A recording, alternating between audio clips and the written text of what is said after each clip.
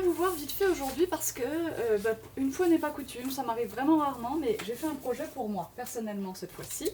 Plus précisément, j'ai fait un projet pour mon mari, mais bon, vous allez rentrer dans tous les détails de ma petite vie, mais je vous l'ai dit l'autre fois, mon mari vient d'avoir 40 ans et on fait sa fête demain, et il aura une plancha, voilà, comme ça vous saurez tout. Et je peux vous dire ça sans problème parce que YouTube, je pense que mon mari sait à peine que ça existe, hein. Il a dû entendre le nom une fois ou deux, mais point, c'est tout. Donc, comme il regarde pas beaucoup ce que je fais sur Internet, pas de risque qu'il soit informé de ce projet. Donc je voulais vous montrer cet album parce que quand je fais les trucs pour moi, je suis encore plus pressée que d'habitude. Donc j'essaye de trouver des techniques qui me permettent de faire quelque chose de vite fait, bien fait, et voilà, qui lui plaise.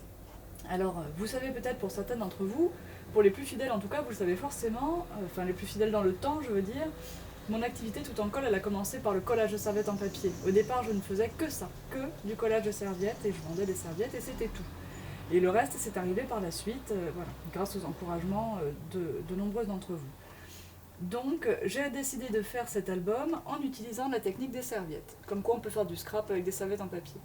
J'ai tout simplement découpé des carrés de médium de 15 par 15, puisqu'une serviette, ça fait un quart de serviette, ça fait 16 par 16. Donc comme ça, j'étais sûre de ne pas avoir de bord à faire, de ne pas perdre de temps avec ça.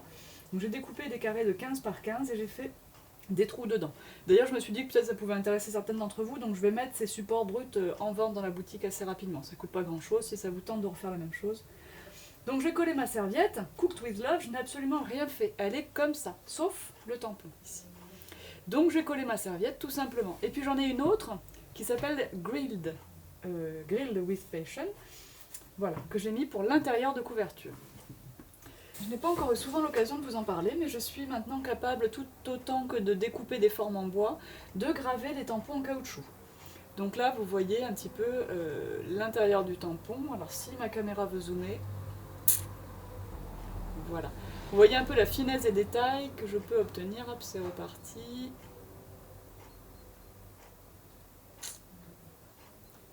Ouais, elle a du mal à zoomer un peu là-dessus.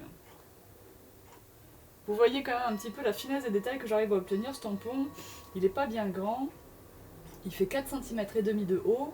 Et les plus petites lettres mesurent 1 mm de haut et sont tout de même parfaitement lisibles. Parce que vous voyez ici tout autour que c'est bien écrit bon anniversaire par moment. Quand ça veut zoomer, vous le voyez. Tout autour et les lettres sont vraiment toutes petites. Donc pour réaliser le tampon ici, eh bien j'ai ressorti ma Stas & White. Alors je peux vous dire, ça c'est un produit assez cher, hein. D'ailleurs je suis à court de stock en boutique, il faudrait que je me réapprovisionne.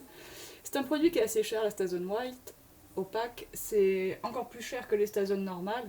Simplement je peux vous dire que là pour le coup, testé, je n'ai pas ouvert la mienne depuis 2 ans je pense, hein. Et je n'en ai pas eu l'occasion.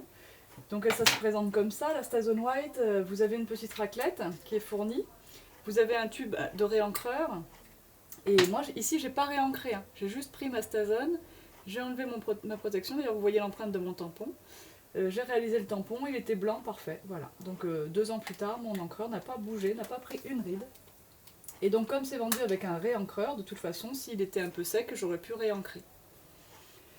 Donc avec la Stas & White, j'ai pu avoir une impression blanche parfaitement couvrante sur ma serviette. Alors pourquoi de la Stas & et pas une encre blanche? Parce qu'à ce stade-là, j'avais collé ma serviette en papier, j'avais donc du vernicole, donc j'avais une surface lisse et non poreuse. Donc si j'avais utilisé n'importe quelle autre encre, en faisant quoi que ce soit par-dessus, l'encre aurait bavé. Donc j'ai dit je prends la Stas & Et effectivement, c'était le bon choix, puisque d'abord j'ai une belle couleur blanche qui rappelle vraiment la couleur des lettres ici. Et par-dessus, pour ce bel effet glacé, j'ai versé du triple gloss. Alors le triple gloss, c'est pareil, c'est un produit dont je ne parle pas suffisamment souvent, parce que c'est 100 fois mieux que de la résine, c'est prêt à l'usage. Le mien pareil, je ne l'avais pas ouvert depuis un bon moment, il était parfait. Vous voyez qu'il n'est pas jaune, et qu'il s'est parfaitement lissé. Alors bien sûr j'ai des petites bulles d'air, je ne suis pas non plus une pro, c'était pas parfaitement mis de niveau, enfin voilà. Mais pour faire ce genre de projet, ça convient parfaitement. Et puis les bulles d'air, si j'avais été... de toute façon il faut le faire avec la résine aussi, hein, ça bulle si vous venez pas les piquer toutes les heures hein, avant le séchage, voilà. Donc j'ai ressorti pour cet album des vieilles techniques et des vieux produits, et tout ça fait quand même quelque chose de sympa, et vite fait, puisque je l'ai fait hier après-midi. Donc vous mettez 2 anneaux à relier, il y a plein de tailles, donc vous pouvez choisir le nombre de feuilles que vous allez mettre dedans et puis éventuellement faire évoluer votre album au fil du temps. Donc l'intérieur c'est juste ma serviette collée avec le vernis-colle. Et puis ici j'ai mis un petit mot, bon vous reconnaissez les techniques habituelles, j'ai gratté mon papier, j'ai mis de l'encre Distress, voilà. Et j'ai coupé, alors ça c'est le papier Maya, hein, celui que je mets dans les box. J'ai coupé des carrés qui allaient avec la... Alors ça doit faire 14,5 par 14,5 mes carrés, voilà. Et j'ai fait comme ça un petit album tout simple qui viendra coller des photos. En même temps pour mon mari il ne faut pas que ce soit compliqué sinon on ne va pas s'en servir. Et voilà. Et j'ai fait les mêmes couvertures pour l'arrière. Pareil, même technique, triple gloss. J'ai pas refait le tampon de ce côté-là. Et ici, celle-ci. Et j'ai fait le tampon ici en sépia. Mais là, si je frotte un peu, ça risque de bouger un petit peu. Et puis surtout, j'aurais pas pu passer du triple gloss là-dessus. Ça aurait glissé avec le produit. Voilà, puisque ça c'est de la Versafil. Et bien voilà, je voulais vous montrer en quelques minutes ce petit album qui peut peut-être vous donner des idées. Donc ici, c'est pratique parce que c'est pour un cadeau groupé. Donc c'est-à-dire que les gens voilà, mettent un petit peu de sous selon leurs moyens dans une urne et puis le cadeau se fera concret, sera acheté par la suite. Et du coup, ça leur permet quand même de laisser une trace de leur passage. Je leur ai demandé d'imprimer des petites recettes voilà, pour venir avec quelque chose dans les mains à coller là-dedans. Pour que mon mari ait quand même un cadeau à déballer le soir de sa fête. Voilà, qu'il n'ait pas simplement une urne à regarder. Bon, j'espère que ça vous aura donné une idée ou deux. Et puis, je vous montrerai peut-être d'autres petites choses que j'ai réalisées pour lui par la suite. Peut-être les... Enfin, voilà, on verra bien.